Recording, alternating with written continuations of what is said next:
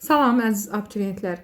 Bu videoda mən sizlər üçün Biologiya 2025-ci il Güvən nəşriyyatı hüceyrələrin biokimyası bölməsindən 69-cu sualın izahını vermək istəyirəm.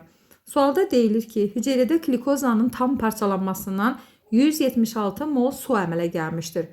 Bu zaman sintez olunmuş ATF-in neçə molu glikoliz mərhələsində yaranmışdır? Demək, tam parçalanmanın yekun tənliyini bu cür yazırıq.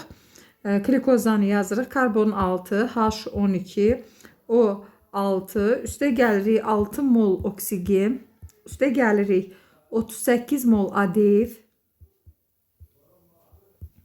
üstə gəlirik 38 mol H3PO4, alınır 6 mol karbon qazı, üstə gəlirik 38 mol ATF və 44 mol su alınır. Bildiyimiz kimi bu tənlik həm oksigenli, həm oksigensiz mərhələnin yekun tənliyidir. Demək, 44 mol su əmələ gələndə, əmələ gələn bu ATF-in, 38 mol ATF-in 36 molu oksigenli mərhələdə, 2 molu isə oksigensiz mərhələdə əmələ gəlir.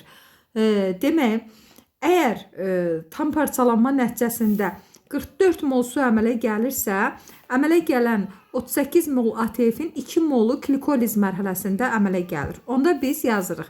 44 mol suda 2 molu oksigensiz mərhələdə əmələ gəlirsə, demək, verilən rəqəm 176. 176 molda da X olur.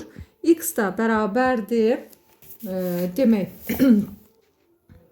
176 vuraq 2 bölək 44. Bu məsələni həll eləyəndə cavabımız olur 8.